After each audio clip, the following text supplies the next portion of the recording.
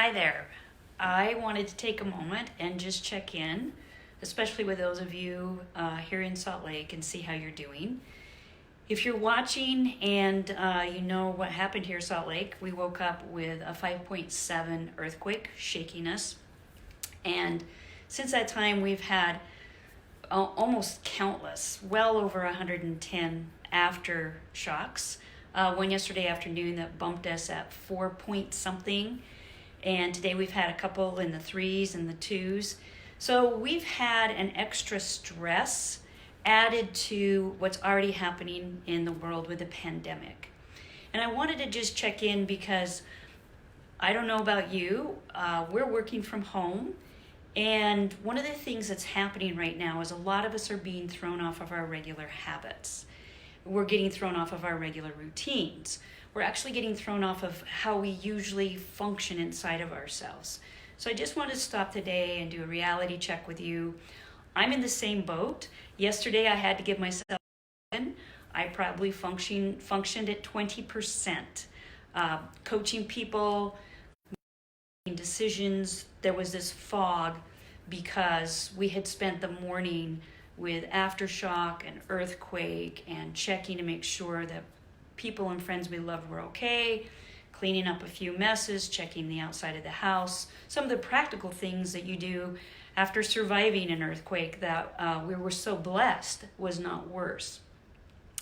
And so if you're in one of those positions, I just want to say, guys, it's okay, and you probably know this, we're going to be functioning at a different level of productivity and a different space. And that's just where we are. And I'm sure that you've experienced that. And I want to encourage you to be kind to yourself. The love that you deserve, the love that you most need right now, is probably going to be best given to yourself from yourself. We're talking about compassion. We're talking about holding yourself in a position where you don't put too much pressure. We don't want to stress ourselves out right now. There's enough stress, so we don't want to add to that because that will ruin our resilience and our immune systems. And we really need that interior resilience. I just want you to know I'm right here with you. Yes, my business is about courage. Yes, I love to be fearless. I was shaking in my boots yesterday many times, to be honest. And I'm still a little unnerved by it all, as you probably are. And I'll tell you what I'm doing to find the path. And I would love for you to tell me what you're doing to find your path. Today, I just used one word, and it was intentionality. And I found that it's not just a word. When I used the word intentionality today, that became my path. Away from fear toward calm. Away from confusion toward clarity, away from chaos, toward not just peace of mind, but a sense that I'm still here, I'm still sovereign in my own life. I can't control all of this, but I can be present intentionally, moment by moment. When I'm with a client, I'm intentional about that and present. When I'm with myself and I'm in my gym clothes, I usually get up and have my first training session in the morning. And then I have a training session in the afternoon. I'm about to just start my first training session for the day. And I'm going to tell you something. I have to be extremely intentional because I am headed into a basement that I have avoided since yesterday's earthquake. And I'm going to go put on my fencing mask, and I'm going to have to go in that basement because that's where my equipment is, and I'm going to start my fencing workout for an hour.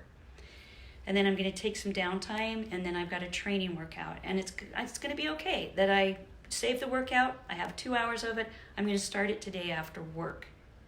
But that will put me back on track because that's my intentionality. And I want you to share below, what is it that you can do to stay intentional? Or what is the word that you're using? And encourage you to know this. The truth is inside of you. Be intentional. Find it. If you haven't looked at my TEDx talk, I'll put the link in after this. One of the times that's most important for us to listen to the head and the heart and the gut so we can hear and sense what our inner wisdom is now. You have the wisdom inside of you if you can just hear it. So get still. Check the head, heart, and gut. That's your plumb line. We're going to make it through this. We're going to make it through together. Share your ideas of what you're doing. I'll post a link of my TEDx talk, and I want you to know I'm right in this boat with you. We're afraid, yes we are, but we don't stay there. I should say we're afraid and we don't stay there. We acknowledge that we are. We don't expect as much out of ourselves as we might. And I'll tell you what, we're all going to bounce back, damn it. We're all going to bounce back. Sure love you guys. Be well.